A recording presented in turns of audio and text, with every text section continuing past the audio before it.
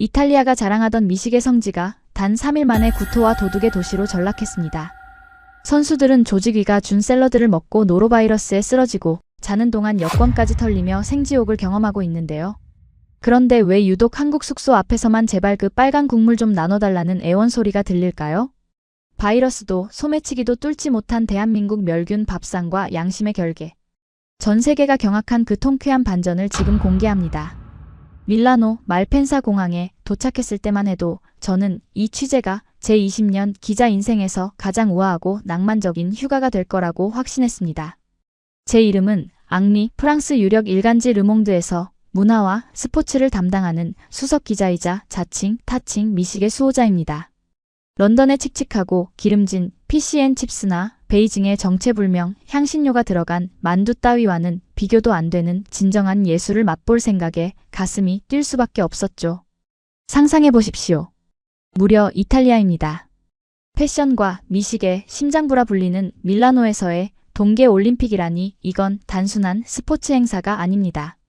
취재가 끝나면 두오모 광장이 보이는 테라스에서 에스프레소 한 잔을 마시고 저녁에는 트러플 향이 진동하는 파스타와 갓 구운 포카치아를 즐기는 거대한 문화 쇼케이스가 펼쳐질 거라 믿어 의심치 않았으니까요. 하지만 그 달콤한 환상이 산산조각 나는 데는 공항 리무진에서 내려 중앙역 광장에 발을 딛는 순간까지 채 1시간도 걸리지 않더군요. 주의하세요. 소매치기입니다. 우아한 오페라 아리아를 기대했던 제 귓가를 때린 건 소매치기를 조심하라는 찢어질 듯한 경고 방송과 날카로운 호루라기 소리였습니다. 역 광장은 그야말로 아수라장이었죠. 관광객들은 서로를 잠재적 범죄자처럼 곁눈질하며 가방을 가슴팍에 필사적으로 끌어안고 걷고 있었는데 마치 전쟁터에 떨어진 피난민들 같지 뭡니까? 저는 제 루이비통 취재 가방을 생명줄처럼 움켜쥐며 미디어 센터행 셔틀버스에 몸을 실었습니다. 버스 안의 공기는 바깥보다 더 무거웠습니다. 옆자리에 앉은 미국 기자가 창백한 얼굴로 스마트폰을 보여주며 혀를 차더라고요. 화면에는 붉은색 속보가 떠 있었습니다. 이스라엘 봅슬레이 대표팀 숙소 침입. 여권, 장비, 현금 몽땅 털려. 세상에 선수촌 인근 숙소가 털렸다니요. 그것도 덩치 큰 봅슬레이 선수들의 방을 말입니다. 기사를 읽어보니 가관이었습니다. 선수들이 훈련을 나간 사이 귀신같이 들어와서 헬멧부터 썰매날 심지어 팬티 속에 숨겨둔 여권과 비상금까지 싹 긁어갔다는 겁니다. 이스라엘 선수가 SNS에 올린 글은 분노를 넘어 절규에 가까웠습니다. 내 여권, 내 스파이크, 이 도둑놈들아 경기는 뛰게 해줘야 할 것 아니냐? 그때부터였을 겁니다. 이 도시의 차가운 공기가 낭만이 아닌 섬뜩한 한기로 느껴지기 시작한 게요. 창밖으로 보이는 밀라노의 고풍스러운 건물들은 여전히 아름다웠지만 그 그림자 속에는 수백 개의 탐욕스러운 눈동자가 숨어 있는 것만 같았습니다. 우여곡절 끝에 짐을 풀고 저는 당장의 허기를 달래러 선수촌 식당 구스토로 향했습니다. 조직위원회가 역대 가장 친환경적이고 이탈리아의 맛을 살린 식단이라고 입에 침이 마르도록 자랑하던 곳이라 내심 기대가 컸죠. 하지만 식당 입구에 들어선 순간 저는 묘한 위화감을 느꼈습니다. 보통의 올림픽 식당이라면 응당 나야 할 냄새가 없었거든요. 고기를 굽는 고소한 냄새나 수프가 끓는 따뜻한 온기 같은 것 말입니다. 대신 코를 찌르는 건 병원에서나 맡을 법한 차가운 소독약 냄새와 약간의 쉰내뿐이었습니다. 배식대 앞에서 저는 제 눈을 의심할 수밖에 없었죠. 이게 전부입니까? 제가 이탈리아 셰프 복장을 한 직원에게 묻자 그는 어깨를 으쓱하며 턱으로 접시를 가리키더군요.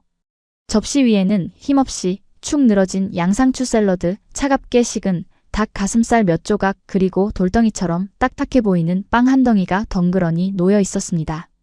친환경 메뉴입니다. 시뇨르. 탄소 배출을 줄이기 위해 조리 과정을 최소화한 콜드밀이죠. 기가 차서 말이 안 나오더군요.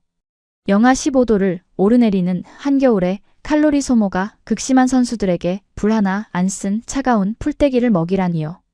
이건 요리가 아니라 염소 사육장의 여물이나 다름없지 않습니까? 억지로 차가운 치즈를 씹어보니 고무 타이어처럼 질겼고 샐러드에서는 비릿한 물냄새가 났습니다. 프랑스인의 자존심을 걸고 말할 건데 이건 음식에 대한 모욕이었습니다. 그때였습니다. 식당 유리창 너머로 짐을 내리고 있는 트럭 한 대가 제 시선을 사로잡았습니다. 트럭 옆면에는 태극기가 선명하게 그려져 있었죠. 한국 팀이었습니다. 그런데 그들의 짐이 좀 유별났습니다. 보통은 훈련 장비나 마사지 기계를 내리기 마련인데 그들은 거대한 은색 통들을 끙끙대며 나르고 있더군요. 뚜껑이 살짝 열릴 때마다 뿜어져 나오는 그 특유의 자극적인 냄새가 유리창을 뚫고 들어오는 것만 같았습니다. 어우, 또 시작이군. 저도 모르게 인상을 찌푸리며 코를 막았습니다. 마늘과 고춧가루가 뒤섞인 한국인들 특유의 그 매콤하고 알싸한 냄새 말입니다. 저들은 항상 저렇습니다. 로마에 오면 로마법을 따르라는 말도 모르나 봅니다. 세계 최고의 미식 국가인 이탈리아에 와서까지 굳이 바리바리 싸 들고 온 자기네 음식을 먹어야 할까요? 저 거대한 밥통이며 김치통을 보고 있자니 왠지 모를 촌스러움이 느껴지더군요. 글로벌 매너라고는 없군. 저런 냄새를 풍기면 다른 선수들이 불쾌해할 거라는 생각은 안 하나? 저는 차가운 빵 조각을 씹으며 중얼거렸습니다. 제 앞에는 비록 맛은 없지만 위생적이고 세련된 유럽식 샐러드가 있었고 저 창밖에는 냄새나는 붉은 음식을 나르는 한국 팀이 있었습니다. 그때는 몰랐습니다. 제가 지금 씹고 있는 이 차가운 샐러드 속에 눈에 보이지 않는 끔찍한 재앙이 꿈틀거리고 있다는 사실을요. 그리고 제가 코를 막으며 경멸했던 저 한국팀의 밥통이 불과 며칠 뒤 제 생명줄이 될 줄은 꿈에도 상상하지 못했죠.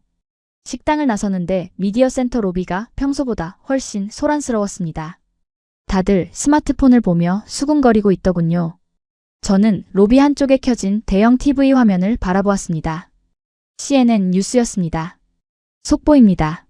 밀라노 시내의 한 오래된 저택 앞에 수천 명의 인파가 몰려 교통이 마비되었습니다. 그들이 기다리는 것은 명품 브랜드의 팝업 스토어가 아니라고 합니다. 화면 속 장소는 밀라노 귀족 문화의 정수라 불리는 빌라 네키 캄필리오였습니다. 그런데 그 우아한 철문 앞에 늘어선 줄은 끝이 보이지 않았고 인터뷰에 응한 금발의 이탈리아 여성은 종이컵을 들고 환하게 웃고 있었습니다. 떡볶이, 떡볶이. 그녀의 입술에 묻은 빨간 소스. 이탈리아 사람들이 파스타를 버리고 한국의 길거리 음식 따위에 줄을 서다니 세상이 미쳐 돌아가는 게 분명했습니다. 하지만 놀라기엔 아직 일렀습니다. 제 뱃속에서 꾸르륵거리며 울리는 이 불길한 진동이 단순한 소화불량이 아니라는 걸 깨닫기까지는 그리 오랜 시간이 걸리지 않았으니까요. 식은땀이 등줄기를 타고 흐르는 게 느껴졌습니다. 저는 본능적으로 노트북을 덮을 새도 없이 화장실로 질주해야만 했습니다. 그런데 말입니다. 저만 그런 게 아니더군요. 미디어 센터 화장실 앞에는 이미 창백한 얼굴을 한 미국, 영국, 독일 기자들이 줄을 서서 발을 동동 구르고 있지 뭡니까? 젠장, 아까 그 샐러드 드레싱이 상한 게 분명해. 아니야, 나는 물만 마셨는데도 속이 뒤집어질 것 같다고. 칸막이 너머로 들려오는 신음과 욕설들이 뒤섞여 화장실은 그야말로 작은 지옥도나 다름없었습니다. 가까스로 일을 치르고 세면대 앞에 섰는데 거울 속에 비친 제 얼굴이 마치 10년은 늙어버린 듯 퀭했습니다. 단순히 상한 음식을 먹고 배탈이 난 수준이 아니었죠. 온몸의 에너지가 빠져나가고 오한이 들면서 손끝이 파르르 떨리는 게 영 기분이 나빴거든요. 불안한 마음을 안고 자리로 돌아왔을 때 제 노트북 화면에는 편집장으로부터 온 독촉 메일이 깜빡이고 있었습니다. 앙리 밀라노의 미식과 올림픽의 조화를 다룬 일면 기사 아직인가? 제목은 에스프레소 향기 속에 금메달 정도로 하면 좋겠네. 화면을 보는데 헛웃음이 나오더군요. 미식? 조화? 지금 제 뱃속에서는 전쟁이 났고 밖에서는 도둑들이 판을 치는데 무슨 얼어 죽을 에스프레소란 말입니까? 저는 신경질적으로 노트북을 닫으려 했지만 곧이어 메신저 알림음이 요란하게 울려대기 시작했습니다. 프랑스 올림픽 선수단 전담 홍보관인 줄리엣이 보낸 긴급 공지였습니다. 긴급 오늘 예정된 프랑스 스키팀 주장 인터뷰 전면 취소. 선수 컨디션 난조. 단순한 컨디션 난조라니 뭔가 이상했습니다. 그 친구는 알프스에서 자라 강철 체력으로 유명해서 감기 한 번 안 걸리던 녀석이었거든요. 저는 직감적으로 냄새를 맡았습니다. 기자로서의 본능이 발동한 거죠. 아픈 배를 움켜쥐고 저는 프랑스 선수단이 머무는 숙소동 B구역으로 향했습니다. B구역 로비에 들어서자마자 느껴지는 공기는 참담했습니다. 활기차야 할 올림픽 선수촌이 아니라 마치 전염병이 휩쓸고 지나간 야전병원처럼 적막만이 감돌고 있었으니까요. 복도에는 의료진들이 바쁘게 뛰어다니고 있었고 가끔 문이 열릴 때마다 역한 구토 냄새가 새어나왔습니다. 저는 마침 복도를 지나가던 팀 닥터 베르나르 박사를 붙잡았습니다. 그는 저와 10년지기 친구였지만 오늘따라 저를 보는 눈빛이 심상치 않더군요. 베르나르, 대체 무슨 일이야? 주장이 쓰러졌다니. 그는 주위를 두리번거리더니 제 팔을 끌고 구석으로 갔습니다. 그리고는 목소리를 낮추며 심각하게 말하더군요. 앙리 기사 아직 쓰지 마. 단순히 체한 게 아니야. 지금 스키팀뿐만 아니라 쇼트트랙팀에서도 복통 환자가 속출하고 있어. 증상이 똑같아. 구토, 설사, 그리고 고열. 설마 식중독? 더 나쁜 거야. 노로바이러스가 의심돼. 제 머릿속이 하얗게 변했습니다. 올림픽 선수촌에 노로바이러스라니요? 이건 재앙입니다. 겨울철에 그것도 단체 생활을 하는 선수촌에서 전염병이 돌면 대회는 끝난 거나 다름없거든요. 원인이 뭔데? 식당? 확신할 순 없지만 그 콜드밀인지 뭔지 아는 샐러드와 식수가 의심스러워. 조직이 놈들이 친환경이답시고 식재료 세척을 엉망으로 한 것 같아. 베르나르의 얼굴은 분노로 일그러져 있었습니다. 그럴 만도 했죠. 4년을 준비한 선수들이 경기장이 아니라 화장실 바닥에서 구르고 있으니 말입니다. 그때 로비 벽면에 걸린 대형 모니터에서 또 다른 충격적인 장면이 나왔습니다. 아까 버스에서 봤던 이스라엘 팀 도난 사건 그 후속 기자회견이었습니다. 우리는 경찰을 믿을 수 없습니다. 보안 요원은 자고 있었고 CCTV는 모형이었습니다. 이스라엘 코치가 핏대를 세우며 소리치고 있었습니다.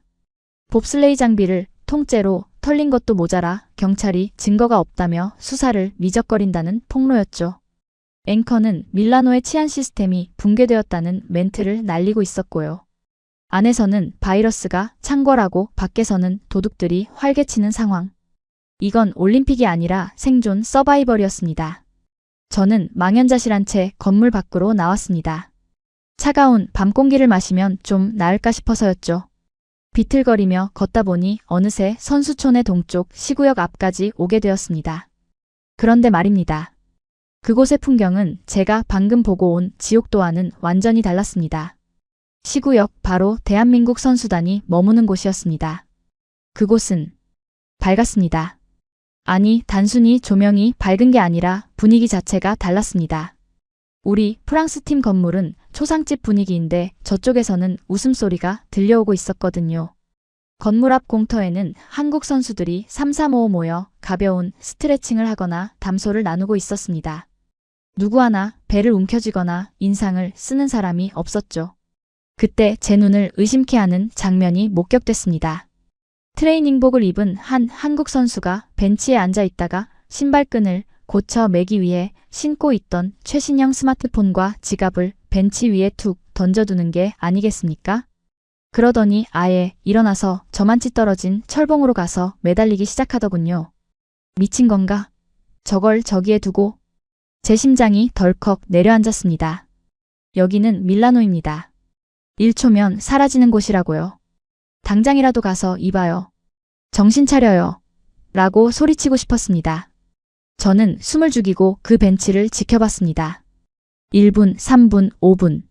지나가는 외국인 선수들이 그 벤치를 흘끔거렸지만 아무도 손대지 않았습니다. 아니, 정확히 말하면 그 근처에는 얼씬도 하지 못하는 듯한 묘한 기류가 흘렀습니다. 마치 그 구역만 투명한 도덕의 결계라도 쳐져 있는 것처럼요. 철봉 운동을 마친 선수는 땀을 닦으며 유유히 돌아와 아무 일도 없었다는 듯 폰과 지갑을 주머니에 쑤셔넣고는 건물 안으로 사라졌습니다. 도대체 이게 무슨 조화란 말입니까? 저는 혼란스러웠습니다. 같은 선수촌, 같은 공기를 마시고 있는데 왜 저들만 멀쩡한 걸까요? 왜 저들만 바이러스에 걸리지 않고 왜 저들만 도둑 걱정 없이 태평한 걸까요? 문득 아까 낮에 맡았던 그 냄새가 떠올랐습니다. 그 지독하고 촌스럽다고 생각했던 마늘과 고춧가루 냄새. 한국 숙소 건물 환풍구에서는 지금도 하얀 김과 함께 그 냄새가 뿜어져 나오고 있었죠. 밤바람을 타고 날아온 그 냄새가 제 코끝을 스쳤을 때 기이하게도 요동치던 제 뱃속이 아주 잠깐 잠잠해지는 느낌을 받았습니다. 설마, 아니겠지. 저는 고개를 세차게 저었습니다. 말도 안 되는 생각입니다. 젓갓 매운 국물 따위가 바이러스를 막는다니 비과학적인 미신일 뿐이죠.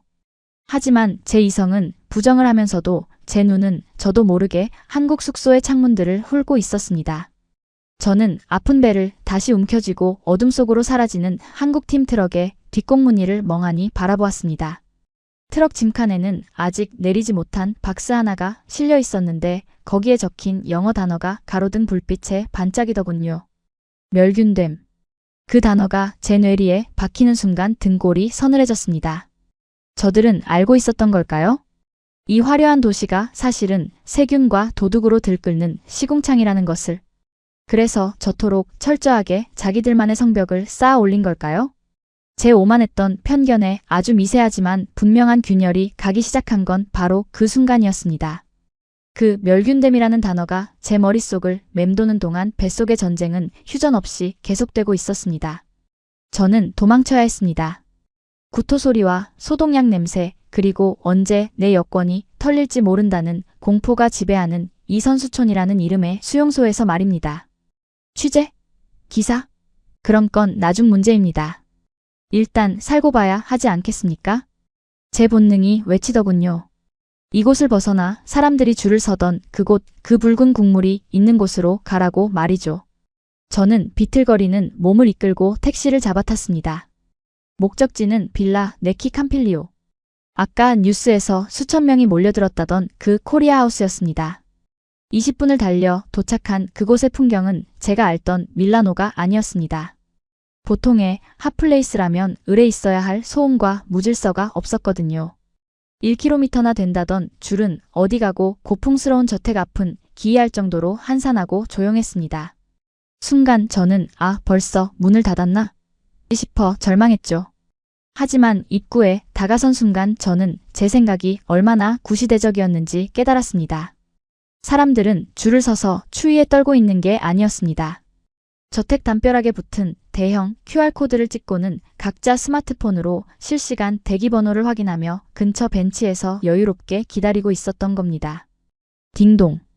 웨이팅 번호 3420번 입장해주세요. 입구에 설치된 스마트 키오스크에서 부드러운 알림음이 울리자 근처에 있던 이탈리아 커플이 환호성을 지르며 달려오더군요.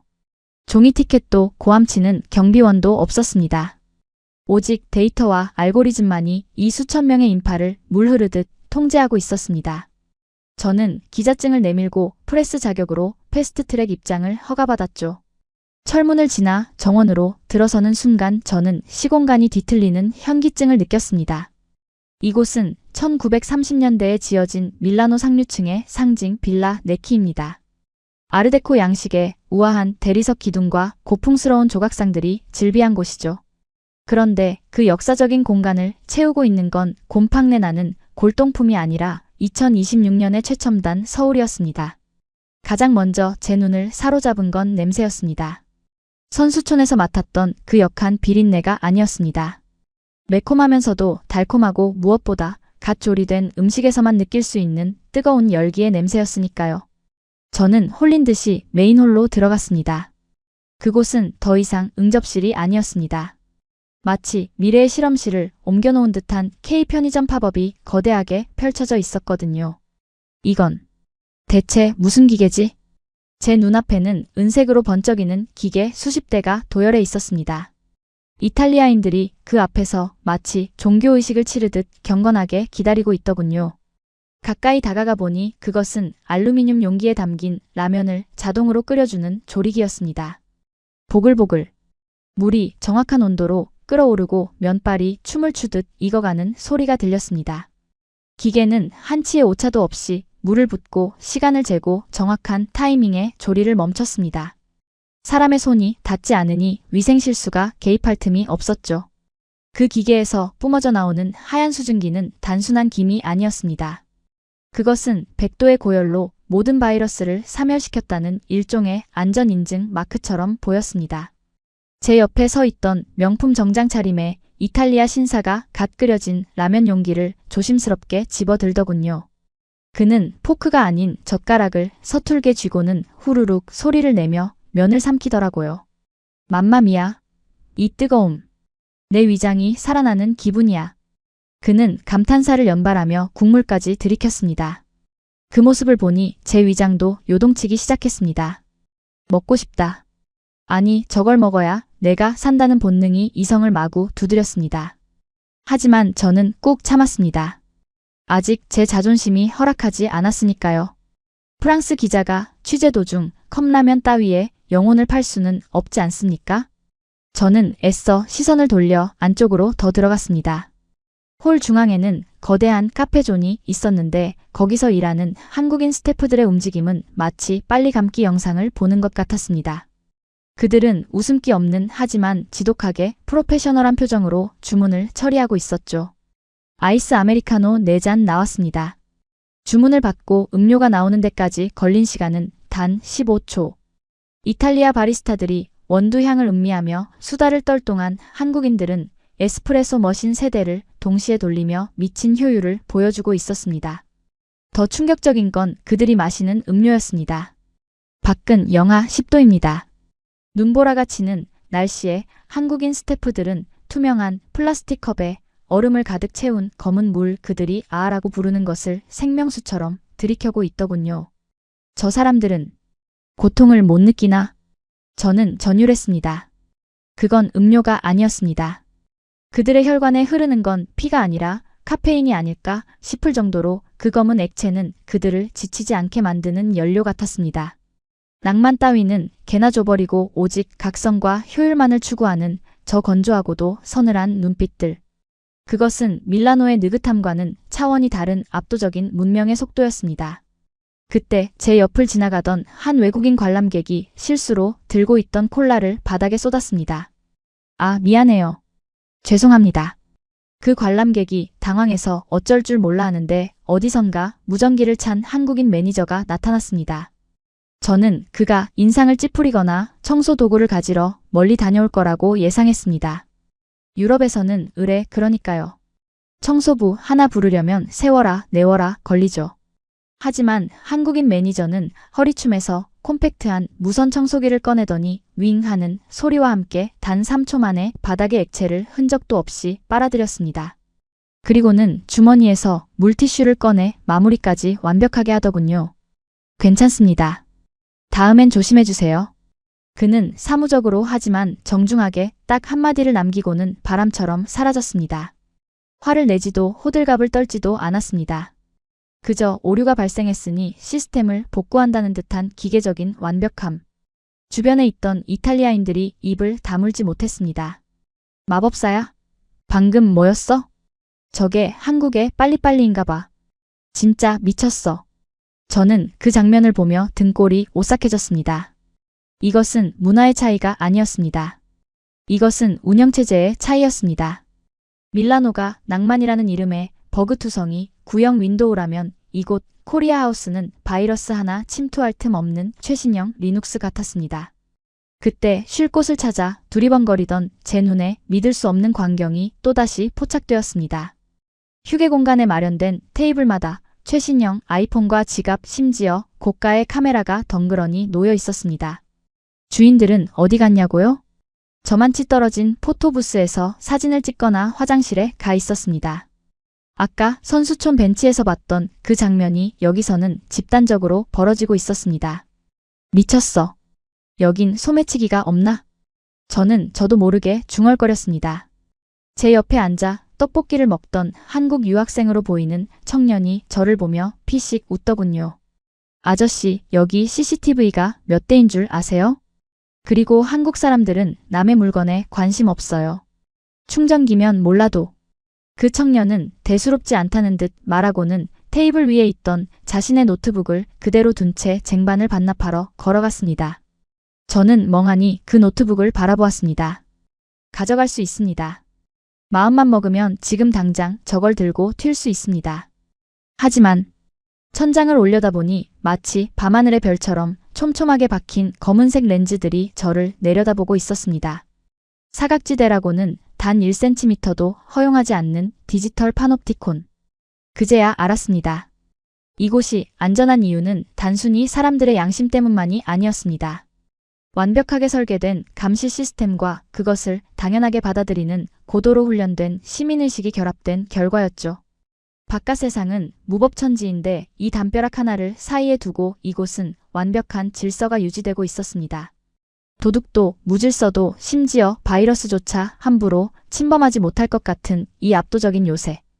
순간 제 뱃속에서 다시 한번 격렬한 통증이 밀려왔습니다. 으윽! 식은땀이 비 오듯 쏟아졌습니다. 선수촌 식당에서 먹은 그 빌어먹을 샐러드가 이제 본격적으로 제 내장을 공격하기 시작한 겁니다. 다리에 힘이 풀려 주저앉으려는 찰나 누군가 제 팔을 단단하게 부축했습니다. 괜찮으세요? 안색이 안 좋으신데요? 고개를 들어보니 아까 그 무선 청소기를 들고 있던 한국인 매니저였습니다. 그의 눈빛은 여전히 침착했고 차가울 정도로 냉정했습니다. 그는 제 이마에 비접촉 체온계를 순식간에 갖다 대더군요. 38.5도. 고열이네요. 의료팀 호출하겠습니다. 잠시 저쪽 케어존으로 이동하시죠. 저는 거부할 힘도 없었습니다. 그의 부축을 받아 끌려가면서 저는 묘한 안도감을 느꼈습니다. 내 조국 프랑스 팀 닥터들도 패닉에 빠져 우왕좌왕하고 있는데 이 낯선 한국인은 마치 매뉴얼에 입력된 대로 저를 구출하고 있었습니다. 의식이 흐릿해지는 와중에도 제 코끝에는 여전히 그 냄새가 맴돌았습니다. 라면 국물의 짭조름한 향기, 멸균된 수증기의 깨끗한 냄새, 그리고 시스템이 정상 작동할 때 나는 그 차갑고도 믿음직한 기계적인 냄새. 아, 먹고 싶다. 이 화려하고 완벽한 요새 속에서 저는 처음으로 패배를 직감했습니다. 나의 우아한 미식 철학이 저들의 압도적인 생존 시스템 앞에서 얼마나 무기력한지를 말입니다. 그리고 지금 이 순간 나를 살릴 수 있는 건 저 촌스러운 밥통 속에 든 무언가뿐이라는 사실을 저는 본능적으로 깨닫고 있었습니다. 정신이 좀 드십니까? 흐릿한 시야 너머로 들려온 것은 소름 끼칠 정도로 차분하고 건조한 목소리였습니다. 눈을 떴을 때 가장 먼저 제 감각을 깨운 건 후각이었습니다. 땀과 구토, 먼지 냄새가 진동하던 선수촌의 그 역겨운 공기가 아니었거든요. 마치 알프스 산맥의 만년설을 그대로 퍼다가 공기청정기에 넣고 돌린 듯한 비현실적으로 쾌적하고 서늘한 공기. 그리고 그 밑바닥에 아주 희미하게 깔린 고급스러운 허브와 소독용 알코올의 향기뿐이었죠. 저는 본능적으로 몸을 일으키려 했습니다. 하지만 제 의지와는 다르게 등 근육이 비명을 지르며 다시 바닥으로 처박히고 말았습니다. 제가 누워있는 곳은 딱딱한 간이 침대가 아니었습니다. 제 척추 라인을 따라 완벽하게 몰딩되는 최고급 리클라이너 소파였으니까요. 여기는 입을 열자 쩍 갈라진 목구멍에서 쇠 긁는 소리가 났습니다. 시야가 서서히 확보되면서 제 눈앞에 펼쳐진 풍경은 제가 쓰러지기 전 보았던 그 디지털 요새의 안쪽 외부인 출입 금지 구역인 프라이빗 케어존이었습니다. 제 팔뚝에는 이미 수액 바늘이 꽂혀 있었고 투명한 액체가 일정한 속도로 제 혈관을 타고 흐르고 있었습니다. 그 옆에는 아까 저를 부축했던 그 한국인 매니저가 서 있었는데 그는 마치 저를 환자가 아니라 오류가 난 기계를 보듯 무미건조한 눈빛으로 태블릿 PC를 두드리고 있더군요.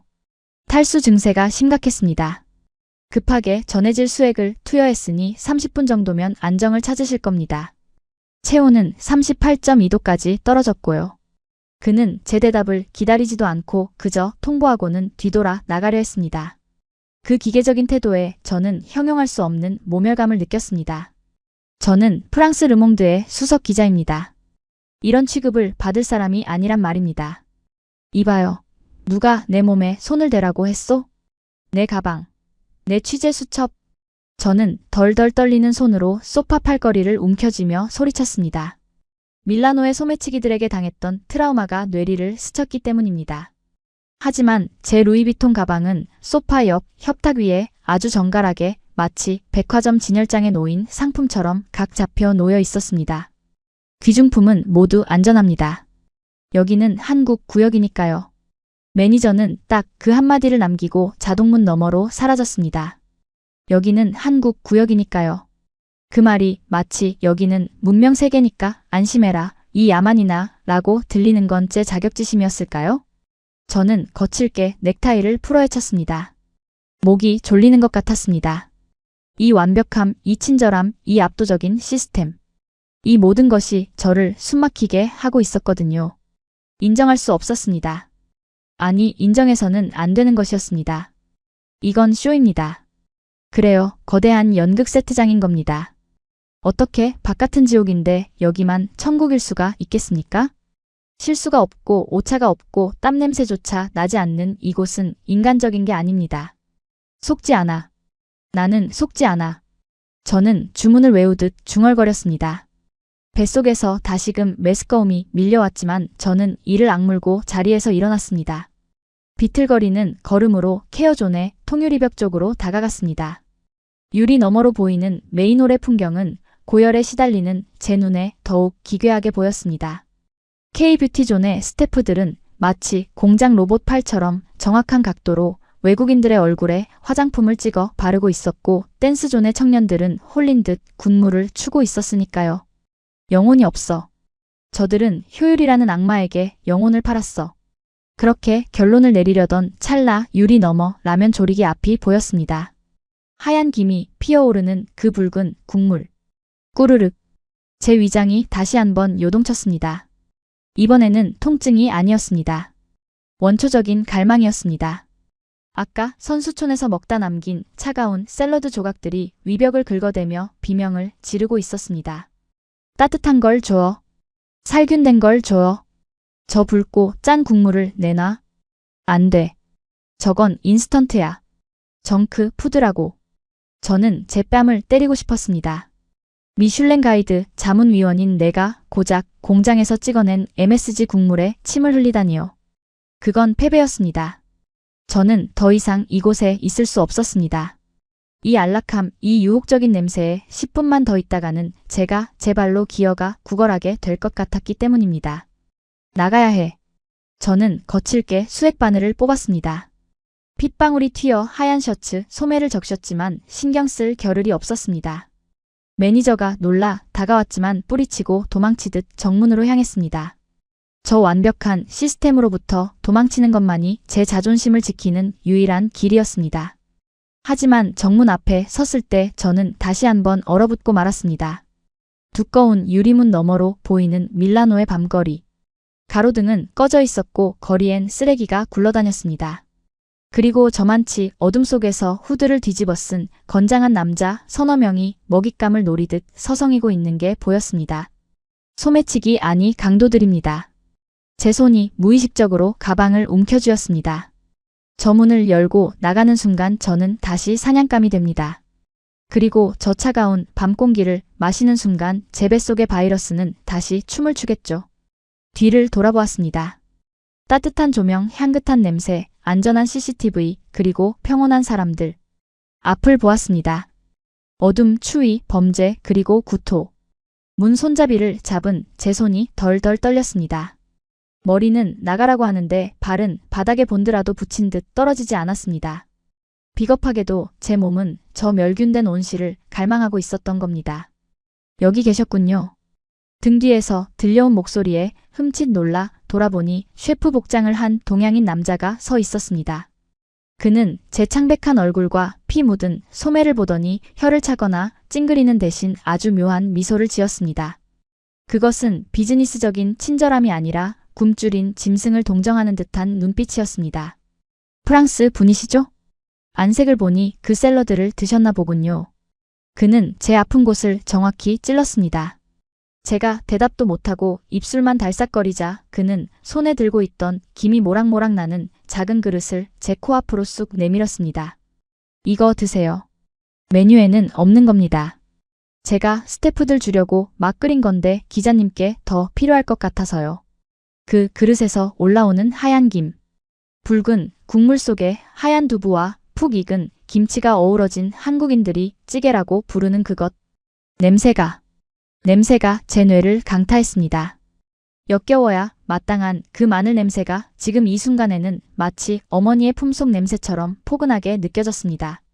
100도로 끓여낸 그 국물의 열기가 제 얼어붙은 뺨을 녹이고 있었습니다. 드세요. 살균된 겁니다. 그리고 한국인 셰프는 제 떨리는 눈동자를 똑바로 응시하며 결정적인 한마디를 던졌습니다. 이걸 먹어야 당신이 그토록 자랑하는 취재도 계속할 수 있지 않겠습니까? 살아야 기사도 쓰는 법이죠. 그 말은 제 마지막 자존심을 산산이 조각내 버렸습니다. 그는 제가 허세와 생존 본능 사이에서 줄타기하고 있다는 걸 간파하고 아주 우아하게 명분을 만들어준 겁니다. 제 손이 제 의지와 상관없이 그 그릇을 향해 뻗어나갔습니다. 손끝이 그릇의 따뜻한 온기에 닿는 순간 핑 돌던 눈물이 왈칵 쏟아질 뻔했습니다. 나는 부정하고 싶었습니다. 저들의 기계적인 완벽함을, 저들의 촌스러운 매운맛을. 하지만 지금 이 순간 밀라노의 그 어떤 미슐랭 3스타 요리보다 이 투박한 플라스틱 그릇에 담긴 붉은 국물이 저를 구원할 유일한 신이라는 것을 제 모든 세포가 인정하고 있었습니다. 입술에 닿은 국물은 뜨거웠습니다. 아니, 뜨겁다는 말로는 부족했죠. 그것은 차갑게 식어버린 제 내장을 지지는 인두였고 얼어붙은 혈관을 다시 뛰게 만드는 제세동기였습니다. 후루룩. 첫 술을 넘기자마자 식도를 타고 내려가는 짜릿한 열기가 느껴졌습니다. 혀끝을 때리는 매운맛 뒤에 숨겨진 묵직하고 시원한 감칠맛. 10년 묵은 채증이 내려가는 듯한 기분이란 게 바로 이런 걸까요? 제 위장이 살았다라고 비명을 지르는 것 같았습니다. 이 투박한 두부와 흐물거리는 김치 조각이 씹히는 순간 저는 인정해야만 했습니다. 이건 음식이 아니라 약이라는 사실을요. 눈물이 핑 돌더군요. 미슐랭 3스타? 트러플? 다 웃기는 소리였습니다. 지금 이 순간 죽어가는 저를 살린 건 바로 이 촌스러운 붉은 국물이었으니까요. 그때였습니다. 이 성스러운 구원의 의식을 찢어발기는 굉음이 들려온 건 멈춰. 당장 중단해. 쾅. 코리아 하우스의 두꺼운 강화 유리문이 부서질 듯 열리며 찬 바람과 함께 불청객들이 들이닥쳤습니다. 평온하던 로비의 공기가 순식간에 얼어붙었습니다. 컵라면을 먹던 이탈리아인들도 춤을 추던 청년들도 동작을 멈추고 입구를 쳐다봤죠. 그곳에는 잘 닦인 가죽 구두를 신은 신경질적인 인상의 동양인 남자가 서 있었습니다. 뒤로는 NAS 제복을 입은 경관 3명이 곤란한 표정으로 따라 들어오고 있더군요. 남자는 코를 막고 있었습니다. 마치 쓰레기 하차장에라도 들어온 듯한 아주 노골적이고 경멸 어린 제스처였죠. 가슴에 달린 VIP 비표 마치다. 일본 올림픽위원회 이사. 일본 올림픽위원회의 고위 간부였습니다. 수십억을 들인 스시 파빌리온이 파리만 날리자 열등감이 폭발해 이곳으로 쳐들어온 게 분명했습니다. 이 역겨운 냄새. 당장 환기구 막아. 이건 생화학 테러야. 마츠다는 영어와 일본어를 섞어가며 고래고래 소리를 질렀습니다. 이봐, 당신들. NAS. 뭐하고 있어? 당장 영업 정지시키라고. 마츠다가 위생경찰에게 소리쳤지만 경찰들은 머뭇거렸습니다. 저기, 미스터 마츠다. 여긴 위생규정을 완벽하게 지키고 있습니다. 무엇보다 냄새가 식욕이 도는데요? 닥쳐. 이 멍청한 이탈리아 놈들아. 마츠다는 길길이 날뛰었습니다. 이건 악취야. 너희들이 돈 받아먹고 눈 감아주는 거 다 알아. 내가 IOC에 제소할 거야. 밀라노의 품격을 떨어뜨리는 이따위 빈민가 음식을 팔게 놔두다니. 빈민가 음식. 그 단어가 제 고막을 날카롭게 긁었습니다. 저는 숟가락을 쥔 손에 힘을 주었습니다. 지금 내 생명을 구하고 있는 이 음식을 두고 감히? 하지만 한국인 스태프들의 반응은 기이할 정도로 침착했습니다. 그들은 화를 내지 않았습니다. 그저 하던 일을 멈추고 무표정한 얼굴로 스마트폰을 꺼내 녹화 버튼을 누르더군요. 마치 먹이를 앞에 둔 맹수처럼 결정적인 증거를 수집하는 차가운 눈빛들. 그때 한국인 셰프가 앞으로 나섰습니다. 무슨 문제라도 있으십니까, 디렉터? 유창한 영어와 여유로운 태도. 마츠다는 그 여유에 더욱 화가 난 듯 했습니다. 네가 책임자야? 당장 이 솥단지들 치워. 일본 구역까지 냄새가 넘어오잖아. 우리 선수들이 집중을 못한다고. 집중을 못하는 게 아니라 먹고 싶어서 못 견디는 거 아닙니까? 한국인 셰프가 전곡을 찔렀습니다. 굶주린 일본 선수들이 한국 숙소를 기웃거린다는 건 공공연한 비밀이었으니까요. 할 말을 잃은 마츠다는 얼굴이 불그락푸르락해지더니 화풀이 대상을 찾았습니다. 그의 시선이 꽂힌 곳은 방금 막 끓여진 김치찌개를 쟁반에 담아 이동하던 어린 자원봉사자 여학생이었습니다. 비켜! 짝! 마츠다의 손이 허공을 갈랐습니다. 여학생이 들고 있던 쟁반이 바닥으로 곤두박질 쳤습니다. 와장창. 그릇이 깨지고 붉은 국물이 새하얀 대리석 바닥 위로 튀었습니다. 뜨거운 김치 조각이 여학생의 운동화 위로 쏟아졌고 학생은 비명을 지르며 주저앉았습니다. 정적. 코리아하우스 전체가 숨을 멈췄습니다. 그것은 단순한 실수가 아니었습니다. 명백한 폭력이자 음식을 바닥에 엎는 가장 저열한 도발이었습니다. 하지만 마츠다는 멈추지 않고 바닥에 쏟아진 찌개를 구두굽으로 지식였습니다. 보라고. 바닥에 굴러다니는 게 딱 너희 수준이야. 이건 음식이 아니야. 돼지 사료라고. 그는 선을 넘었습니다. 되돌릴 수 없는 강을 건너버린 겁니다. 제 안에 무언가가 끊어지는 소리가 들렸습니다. 오, 저런. 나직한 탄식과 함께 한국인 셰프의 미소가 사라졌습니다. 동시에 홀 곳곳에 배치되어 있던 한국인 매니저들이 군사작전을 수행하듯 마츠다를 포위해 들어왔습니다. 코드 레드. 상황 발생. 무전기 너머로 들리는 짧은 명령. 안내데스크 직원이 태블릿을 조작하자 벽면에 대형 스크린 화면이 바뀌었습니다. K-팝 뮤직비디오가 꺼지고 마츠다가 쟁반을 쳐내고 음식을 지디기는 장면이 초고화질 CCTV 화면으로 반복 재생되기 시작했죠. 뭐야? 꺼. 당장 끄라고. 자신의 만행이 중계되자 마츠다는 당황했습니다. 하지만 이미 수백 명의 외국인이 스마트폰을 들어 그를 찍고 있었습니다. 한국인 셰프가 마츠다의 코앞에 섰습니다. 디렉터 마츠다. 당신은 두 가지 실수를 했습니다. 첫째, 신성한 음식을 모욕한 것. 그는 한 걸음 더 다가갔습니다. 둘째, 한국의 시스템을 건드렸습니다. 이 모든 장면은 클라우드 서버에 저장되어 이미 IOC 윤리위원회와 전 세계 미디어로 전송되었습니다. 제목은 제가 정해드릴까요? 올림픽 정신을 걷어찬 일본의 오만. 무슨. 그때 제 스마트폰이 진동했습니다. 르몽드 본사 알림이었습니다. 속보, 일본 JOC 간부 난동 영상 유출. 조회수 폭발. 빠릅니다. 미치도록 빠릅니다. 한국의 시스템은 그를 사회적으로 매장시킬 준비를 끝마친 겁니다. 마츠다는 최후의 발악을 시도했습니다. 이 사기꾼들. 조작이야. 딥페이크라고. 내가 누군지 알아? 그가 한국인 셰프를 밀치려던 순간이었습니다. 그 손 놓으시죠. 입구에서 들려온 묵직한 이탈리아어. 사람들의 시선이 쏠린 그곳에는 백발의 노신사가 서 있었습니다. 밀라노 시장 베페살라. 그의 손에는 방금 끓인 한강라면 용기가 들려 있었고 입가에는 붉은 국물 자국이 묻어 있었습니다. 시장님? 위생경찰들이 사색이 되어 경례를 붙였습니다. 시장은 천천히 걸어왔습니다. 미스터 마츠다. 방금 빈민가 음식이라고 했나? 유감이군요. 나는 방금 이 음식을 먹고 감기에 걸린 내 손녀가 웃음을 되찾는 걸 보고 오는 길인데 내 손녀의 미각이 싸구려라는 뜻인가? 아니. 그게 아니라. 그리고 NAS 경관들. 시장의 눈매가 매섭게 빛났습니다. 시민을 지키라고 보냈더니 타국의 횡포를 방관해? 자네들 경위서 써놔. 그리고 지금 당장. 시장은 손가락으로 출구를 가리켰습니다. 이 난동꾼을 영업방해 및 아동학대 혐의로 체포해. 내 도시에서 이따위 야만적인 짓은 용납 못해. 상황 종료. 완벽한 체크메이트였습니다. 경찰들은 살기 위해 마츠다의 팔을 꺾어 제압했습니다. 이거 놔. 외교 문제로 비화될 거야. 마츠다는 발버둥 쳤지만 끌려나가는 꼴은 처참했습니다.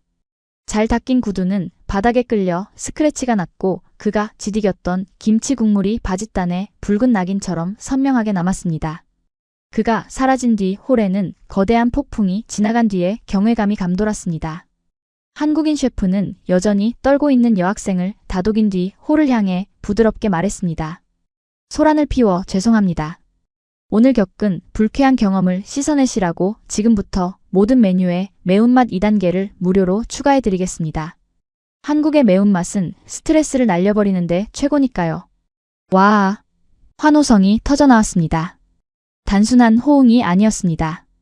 정의 구현을 목격한 자들의 카타르시스였죠. 저는 다시 소파에 주저앉았습니다. 심장이 미친 듯이 뛰고 있었습니다. 제 손에 들린 찌개 그릇은 식어가고 있었지만 가슴속은 그 어느 때보다 뜨겁게 타오르고 있었거든요. 보았나, 앙리? 제 내면이 속삭였습니다. 저게 바로 한국이야. 저들은 칼을 들지 않아. 하지만 저들의 시스템은 그 어떤 무기보다 치명적이고 저들의 음식은 그 어떤 외교관보다 강력해.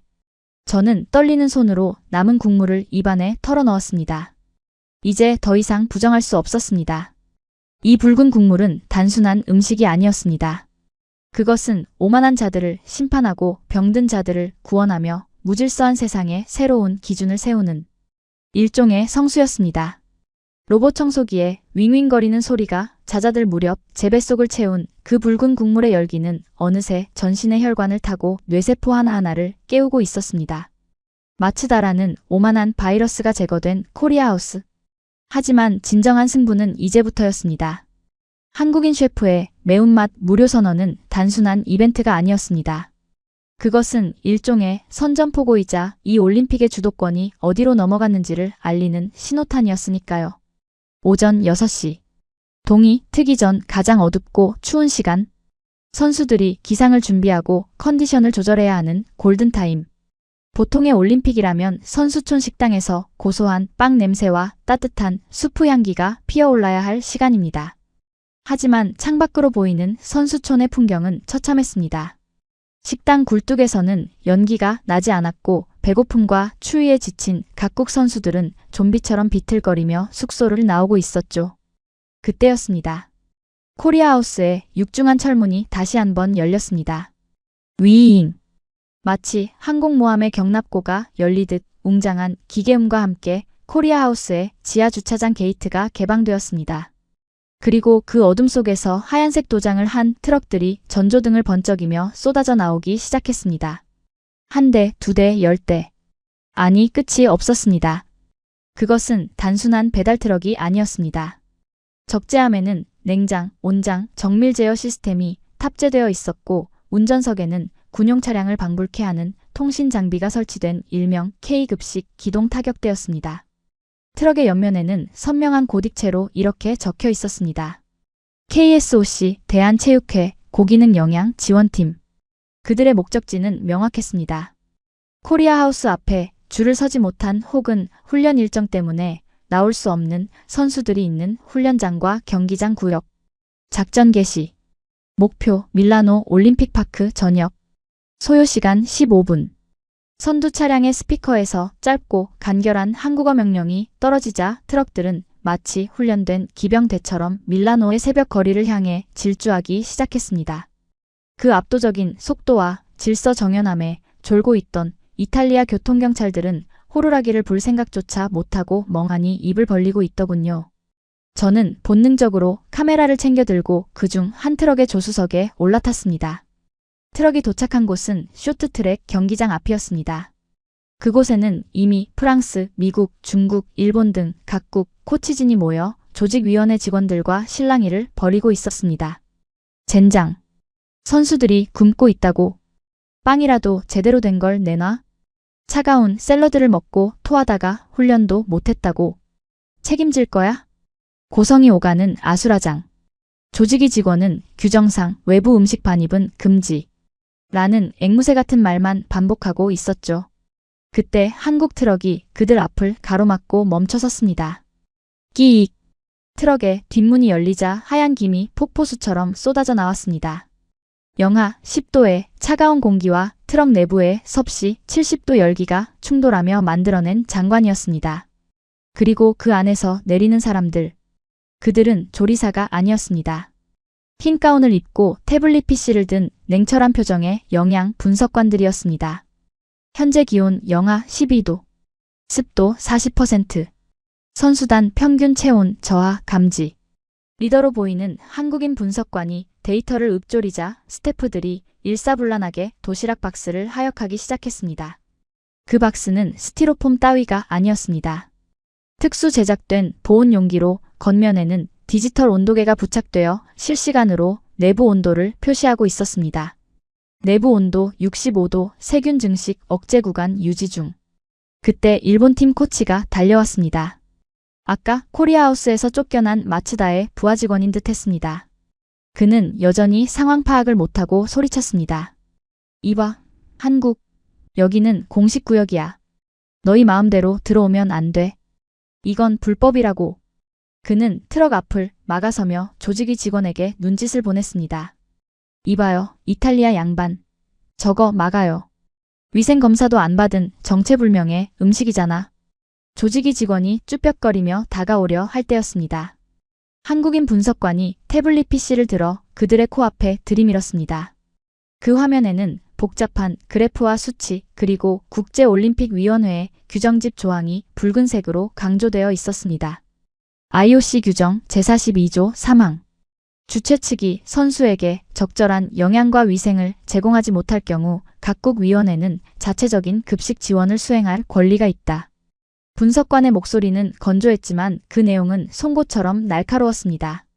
지금 당신들이 제공한 콜드밀의 데이터입니다. 중심 온도 3도. 리스테리아균과 노로바이러스가 가장 좋아하는 온도죠. 반면 우리 도시락은 중심 온도 75도 이상으로 가열 후 멸균 포장되었습니다. 그는 태블릿 화면을 넘겼습니다. 이탈리아 보건당국이 발표한 어제자 식중독 환자 발생 추이. 그리고 한국 선수단 내 식중독 발생 건수 0건. 이 데이터가 무엇을 의미하는지 모르십니까? 일본 코치와 조직위 직원의 눈동자가 흔들리기 시작했습니다.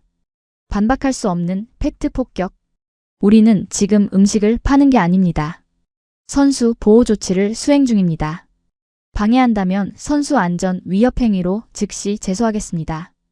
비키시죠. 분석관은 그들의 대답을 기다리지도 않고 손짓했습니다. 그러자 스태프들이 도시락을 들고 훈련장 입구로 진입했습니다. 잠깐만. 일본 코치가 다급하게 소리쳤습니다. 하지만 이번에는 제지가 아니었습니다. 그의 표정이 오만함에서 비굴함으로 그리고 절박함으로 바뀌는 그 찰나의 순간을 저는 슬로우 모션처럼 목격했습니다.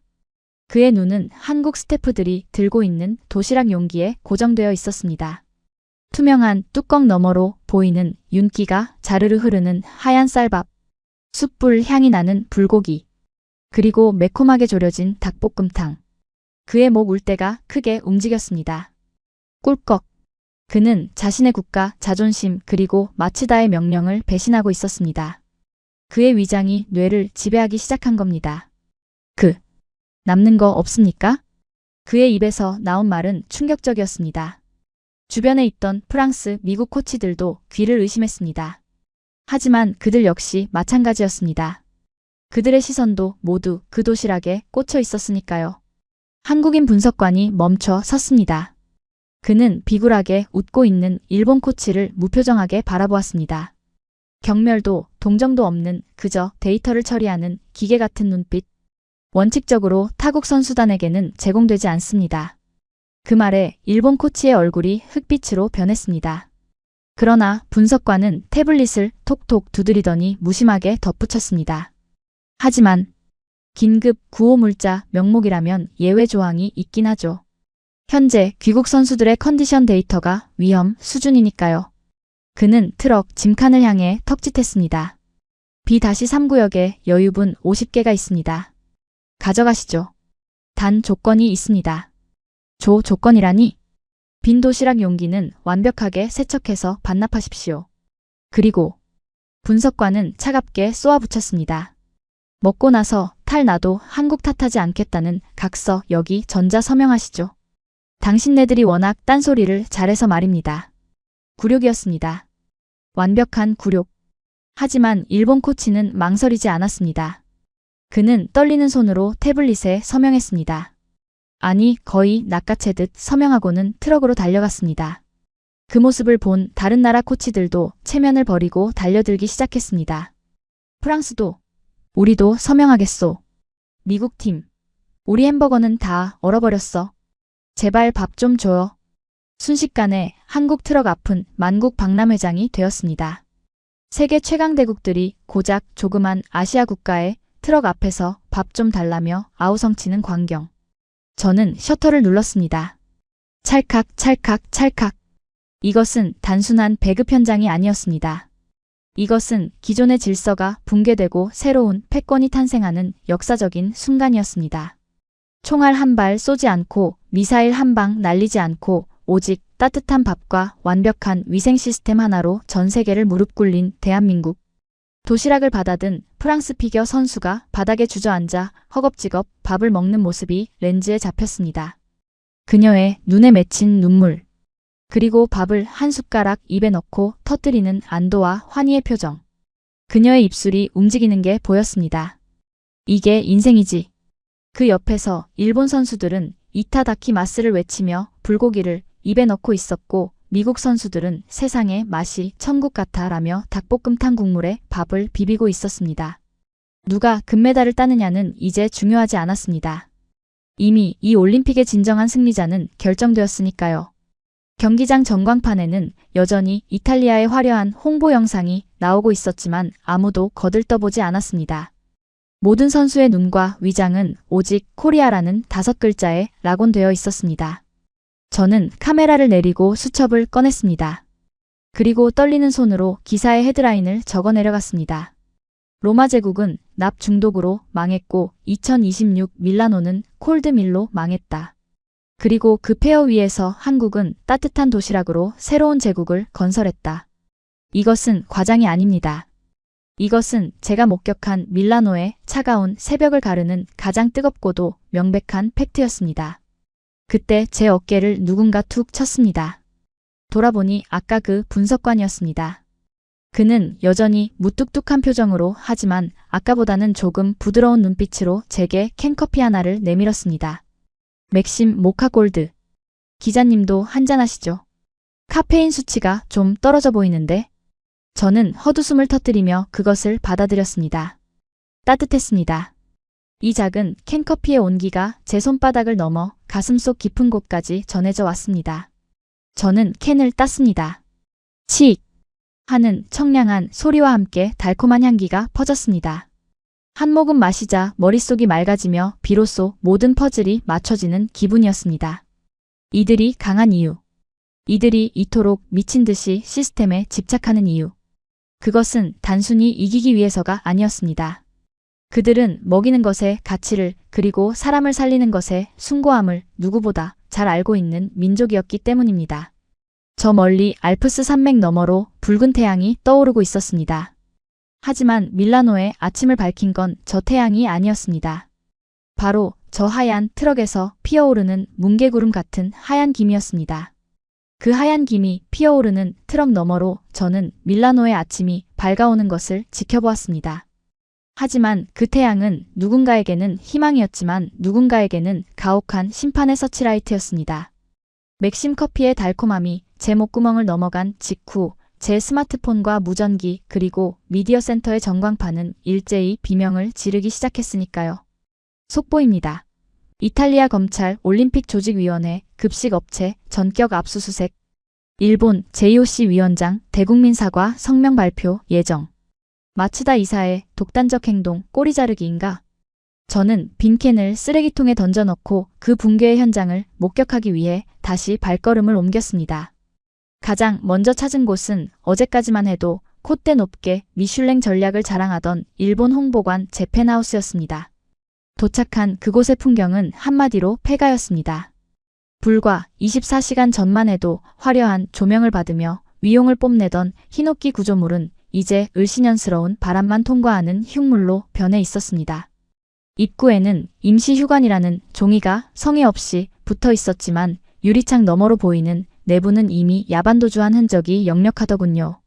수십억을 들여 공수했다던 최고급 참치와 방어는 냉장 시스템이 멈춘 쇼케이스 안에서 미지근하게 녹아내리고 있었습니다. 파리가 꼬이기 시작한 그 생선 덩어리들을 바라보며 저는 코를 막아야 했습니다. 이게 그들이 말하던 오모테나시입니까? 제 옆에 서 있던 독일 기자가 혀를 차며 비꼬았습니다. 로비 구석에는 일본에서 파견된 초일류 스시 장인들이 쭈그리고 앉아 줄담배를 피우고 있더군요. 그들의 표정은 나라를 잃은 사람처럼 참담했습니다. 마츠다라는 무능한 리더 하나가 장인들의 자존심까지 시궁창에 처박아버린 꼴이었죠. 한국 트럭이 오고 나서 아무도 오지 않아 한 장인이 힘없이 중얼거렸습니다. 그렇습니다. 선수들은 바보가 아닙니다. 굳어버린 찬 밥 덩어리와 김이 모락모락 나는 따뜻한 고기 반찬. 승패는 이미 온도에서 갈렸던 겁니다. 수십억 엔을 쏟아부은 일본의 전략은 한국의 보온 도시락통 하나를 넘지 못하고 처참하게 격침되었습니다. 저는 그 몰락한 제국을 뒤로하고 이번 사태의 원흉인 선수촌 식당 구스토로 향했습니다. 그곳은 더 가관이었습니다. 입구에는 노란색 통제선이 쳐져 있었습니다. 마치 살인사건 현장처럼 말입니다. 하긴 수백 명의 선수에게 식중 독균을 먹였으니 미필적 고의에 의한 상해죄가 성립되겠군요. 식당 안에서는 하얀 방호복을 입은 이탈리아 보건 당국 요원들이 식자재를 수거하고 있었습니다. 그들이 들고 나오는 투명 비닐봉지 안에는 문제의 그 친환경 샐러드와 곰팡이가 핀 치즈들이 담겨 있었습니다. 이봐요. 이게 대체 무슨 일입니까? 제가 방호복을 입은 조사관에게 묻자 그는 마스크 너머로 한숨을 내쉬며 대답했습니다. 최악이에요. 냉장 트럭에 온도 기록 장치가 조작되어 있었습니다. 친환경이라며 전기를 아낀답시고 냉장기를 껐다 켰다 한 모양입니다. 그 과정에서 리스테리아균이 폭발적으로 증식했고요. 기가 막혀서 말이 안 나오더군요. 친환경? 탄소 중립? 그럴싸한 포장지 뒤에는 원가 절감이라는 추악한 탐욕이 숨어 있었던 겁니다. 그들은 선수의 건강보다 전기료 아끼는 게 더 중요했던 걸까요? 그때 식당 밖에서 웅성거리는 소리가 들렸습니다. 조직위원회 사무실 앞으로 각국 선수단장들이 몰려들어 항의 시위를 벌이고 있었습니다. 그들의 손에는 소송 서류가 들려 있었는데 그 두께가 마치 백과사전 같았습니다. 손해 배상 청구, 훈련 비용 전액 보상하라. 이탈리아는 올림픽 개최 자격이 없다. 그들의 분노는 정당했습니다. 4년을 땀 흘려 준비한 무대를 썩은 샐러드 하나 때문에 망쳤으니까요. 이탈리아 조직위원장은 뒷문으로 도망치다 카메라에 찍혀 국제적인 망신을 사고 있었고요. 그런데 말입니다.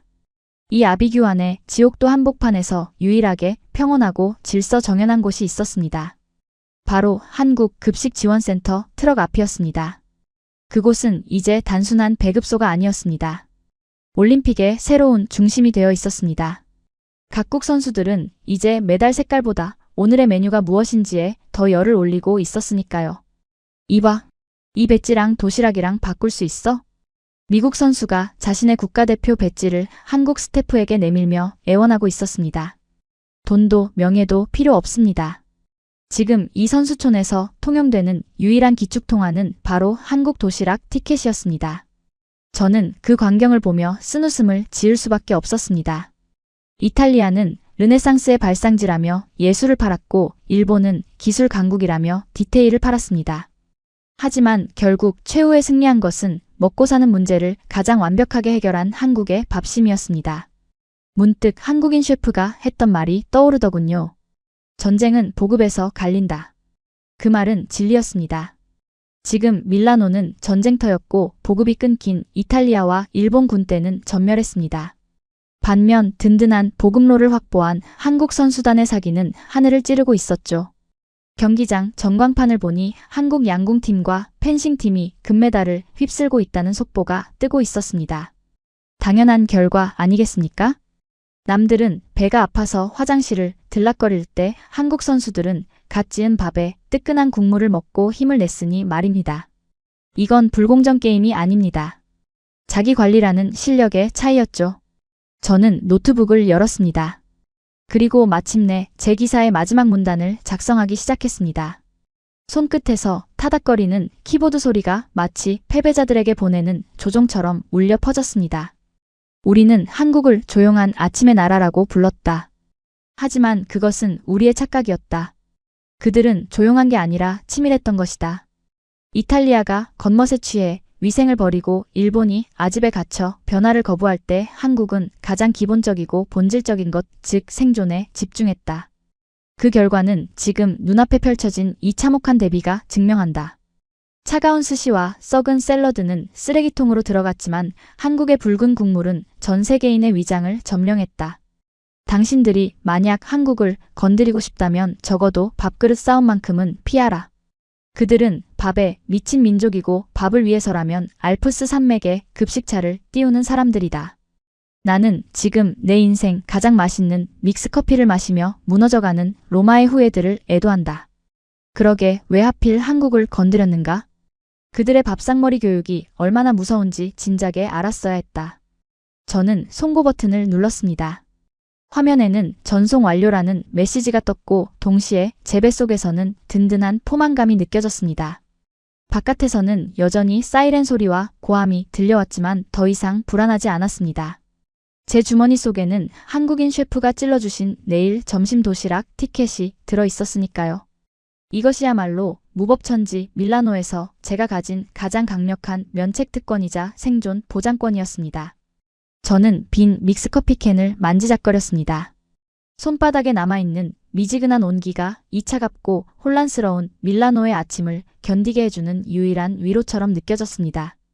창밖을 내다보았습니다. 선수촌 광장에는 여전히 구급차의 사이렌 소리가 요란하고 성난 군중들의 고함이 들려옵니다. 미식의 나라 이탈리아의 자존심은 식중 독균과 함께 배수구로 흘러갔고 오모테나시를 외치던 일본의 기술력은 차갑게 식어버린 밥알처럼 딱딱하게 굳어버렸죠. 그리고 그 폐허의 한가운데 유일하게 질서를 유지하며 하얀 김을 뿜어내는 저 한국의 트럭들. 불과 며칠 전 저는 저 트럭들을 보며 비웃었습니다. 촌스럽다고 했습니다. 로마에 왔으면 로마법을 따라야지 유난을 떤다고 경멸했습니다. 하지만 지금 제 손에 들린 이 내일 점심 티켓은 단순한 종이 조각이 아닙니다. 이것은 제가 이 야만의 도시에서 인간의 존엄을 지킬 수 있는 유일한 면죄부이자 생존을 위한 동아줄입니다. 저는 인정해야만 했습니다. 우리가 여유라고 불렀던 것은 나태였고 우리가 낭만이라고 포장했던 것은 무능이었습니다. 반면 우리가 빨리빨리라며 조롱했던 한국의 속도는 생명을 살리는 효율이었고 유난이라고 비하했던 그들의 시스템은 완벽을 향한 집착이었습니다. 지금 저 트럭 앞에는 국경이 없습니다. 프랑스의 콧대 높은 셰프도 미국의 억만장자 선수도 아프리카의 마라토너도 모두 똑같이 줄을 서서 똑같은 은박 도시락을 받아들고 고개를 숙여 감사를 표합니다. 이것이 바로 문명입니다. 진정한 선진국이란 GDP 숫자가 높거나 화려한 명품 브랜드를 많이 가진 나라가 아닙니다. 가장 기본적인 것, 먹는 것, 자는 것, 아프지 않는 것, 이 기초적인 생존의 조건을 어떤 상황에서도 완벽하게 보장해주는 시스템을 가진 나라. 그것이 바로 2026년 오늘 제가 목격한 대한민국이라는 나라의 실체였습니다. 노트북 화면 속 방금 전송한 제 기사의 마지막 문장이 눈에 들어옵니다. 우리는 그들을 배워야 한다. 아니, 두려워해야 한다. 그렇습니다. 저는 두렵습니다. 저토록 치열하게 생존을 고민하고 저토록 완벽하게 시스템을 구축한 사람들이 이제는 문화와 스포츠 아니 전 세계의 모든 표준을 바꾸려 하고 있기 때문입니다. 그들이 내민 이 붉은 국물은 단순한 음식이 아닙니다. 그것은 낡고 병든 구세계에 던지는 강력한 도전장이자 새로운 시대의 도래를 알리는 뜨거운 세례였습니다. 저는 자리에서 일어났습니다. 가방을 챙겨 들고 저 하얀 트럭들이 있는 곳으로 그 멸균된 미래가 있는 곳으로 걸어갈 생각입니다. 더 이상 거만한 관찰자가 아닌 겸허한 학생의 자세로 말입니다. 밀라노의 태양이 트럭의 하얀 지붕 위로 눈부시게 쏟아지고 있습니다. 오늘따라 저 태양이 유독 동쪽에서 더 밝게 빛나는 것 같군요. 오늘 이야기 어떠셨습니까? 화려한 겉모습 뒤에 숨겨진 무능함과 투박해 보이지만 그 무엇보다 본질에 충실했던 한국의 저력. 그 극명한 대비를 통해 우리는 다시 한번 확인했습니다. 진정한 국격이란 남에게 보여주기 위한 치장이 아니라 내 사람을 지키기 위한 치열한 고민과 실력에서 나온다는 사실을 말이죠. 밀라노의 차가운 새벽을 녹였던 그 뜨거운 김치찌개의 온기가 지금 영상을 보고 계신 여러분의 가슴 속에도 전해졌기를 바랍니다. 오늘 준비한 이야기는 여기까지입니다. 영상이 마음에 드셨다면 구독과 좋아요, 그리고 자랑스러운 대한민국을 응원하는 댓글 부탁드립니다. 지금까지 감동띵동이었습니다.